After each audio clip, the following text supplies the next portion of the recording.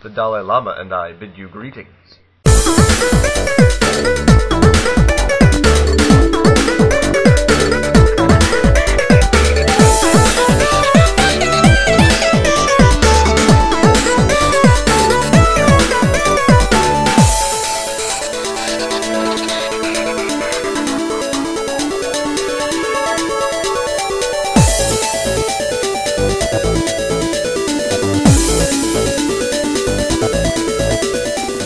Hey guys, welcome to 3 Awesome Geeks. Wednesday, Sam, go. I had a very, shall we say, dismal weekend.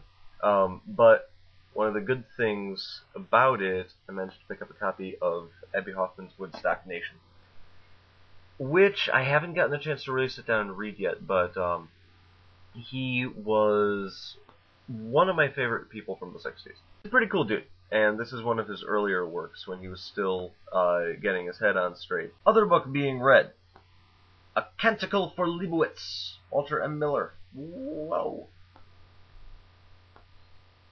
That's really cool. I've read the first part of it. Part 1, it's called. Or book 1. Well, whatever. But it's a post-apocalyptic thing.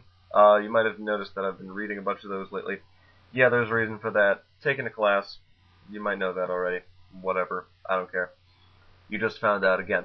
Yeah, taking an apocalyptic literature class. This takes place 4 generations after a nuclear holocaust.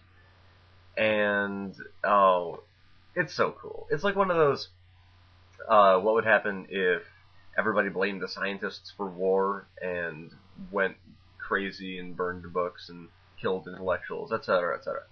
And that's one of those, but it's really interesting. It does something with that, honestly, a kind of tired story. But it's good. I'm really enjoying it. In fact, it's well on its way to becoming one of my favorite books already. So I'll let you know when I finish it. I'll have it read by next Wednesday. I'll let you guys know. And yes, Jason, you may borrow Etheric Mechanics, since you asked so nicely. Shout-out time to Danielle Corsetto, who apparently I have a creepy stalkerish obsession with. Danielle Corsetto, our writer and artist for Girls with Slingshots, link off to the side, as usual, is having a pre-order sale for her 2 new books, volumes 3 and 4 of Girls with Slingshots. And, you know, I'm going to wind up buying them. I might not pre-order them, I might buy them from her at a convention, or a reader meetup again, or something like that. But I'm going to get my hands on them one way or another.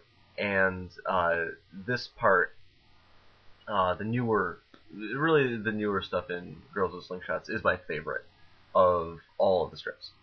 So go over. If you've already been reading Girls with Slingshots, here's your heads up. You can get artist editions. If you haven't been reading Girls with Slingshots, after I've been talking about it for all this time, then what is wrong with you? Go and start going through the archives. Because you know what? You're watching YouTube videos. You obviously don't have anything better to do. Or if you do, then you're just procrastinating anyway. So, go. Read webcomics. Topic of the week. We're talking about Warehouse 13. Oh. I watched that once when I was over at a friend's house playing Vampire the Masquerade. And our little segue into that was watching Warehouse 13. I don't know. We watched the pilot, which was about, let me think, a brooch, I think, of this old queen who would, like, take over women, that her spirit would take over women's bodies through the brooch and cause them to become, like, homicidally jealous, or something like that. And there were cougar puns being made in there, and I always appreciate a good cougar joke. So, I haven't watched any more of Warehouse 13. Mostly because it just hasn't come to me. I don't really seek out television a lot on my own, but you know, it did strike me as a really neat combination of X-Files, like you said, X-Files science fiction, and magic and fantasy elements from folklore. It's really quite interesting, and I think I'll check it out in the coming months. That does it for me this week. Thank you for listening to my dulcet tones. The Dalai Lama and I are out.